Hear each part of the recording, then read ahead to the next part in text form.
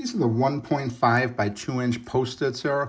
Just picked a package of these up. It comes in a 36 pack. What's interesting about these, usually you buy like the Post-its, they're in like a cube. These shipped in a flat package, like an 8.5 by 11, like the size of a sheet of paper, but they were all stacked like this side by side here. So storing them is not gonna be a problem. I just opened the corner of it up, just took out 4 just to see what they look like, and just very happy with it. This is what the traditional larger Post-its look like here. This is, I believe, 3 by 3, so you could see this is smaller, but we use these to put notes on like paperwork and things like that, so it's exactly what we were looking for. It has a really nice stickiness on the back right here. I know sometimes when you're picking up the smaller ones, you gotta make sure that the glue and the stickiness is good, but just does a phenomenal job here. So if you're looking for these smaller Post-its, absolutely want to check these out. Again, like I said, they come in a 36 pack.